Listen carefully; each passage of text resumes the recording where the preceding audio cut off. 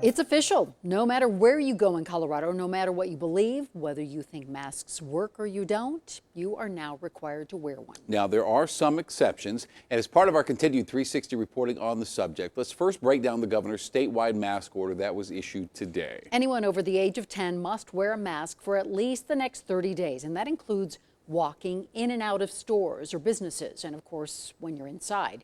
You must wear one on buses, light rail, ride shares, or any car transportation services. There are some exceptions, which include when sitting and eating in a restaurant. Now, keep in mind, restaurants may ask you to wear a mask until you get to your table or if you get up to use the restroom. Other exceptions, receiving a facial, beard trimming.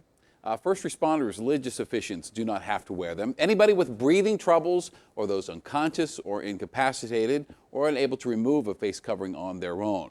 Those who are hearing impaired or communicating with someone who is hearing impaired.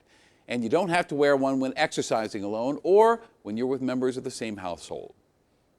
I'm hoping that the people of Colorado, that this is a wake-up call for those who might have become a little bit lax.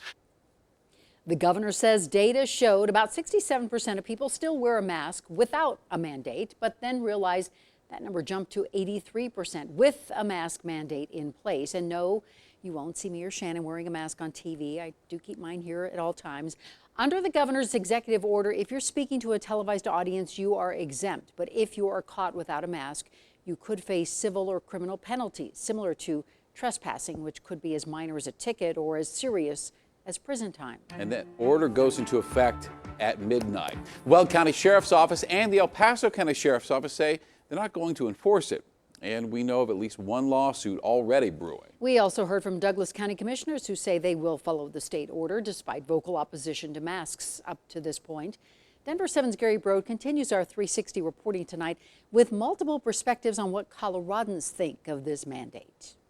It's no longer a choice. I'm glad that we actually have it mandated now. Now, it's a way of life. I also feel safer myself wearing it. I mean, it's really just not that hard. It doesn't infringe on your right whatsoever. There's, of course, been pushback to the governor's mask mandate. Comments like this one on Denver 7's Facebook page.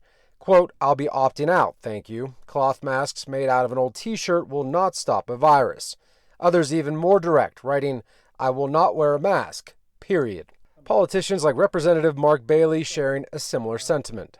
I would find it an appropriate action by a county, and I'd love for it to be my own of Douglas County to step up and say, yeah, we're not going to keep going down this path of autocracy.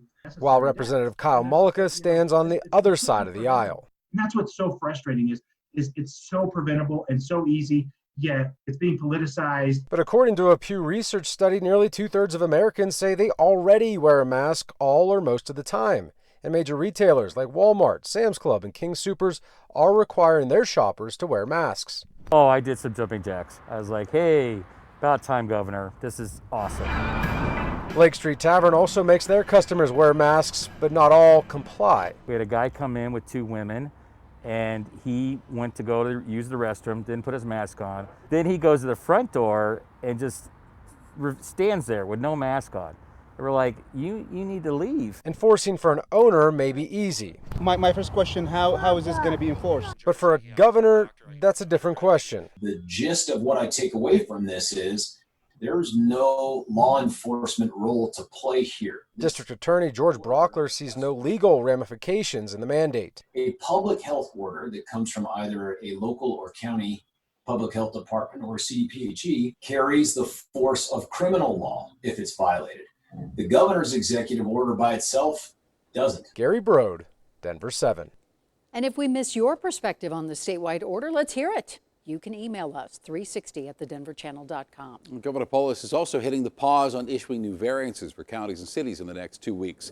The governor says data shows if we continue at the current increasing rate of cases, the state ICU capacity could be exceeded by September. So a look at the numbers for you tonight. There are 389 hospital beds in use tonight, and another 571 cases were reported today. That brings the state total to nearly 39,000 cases.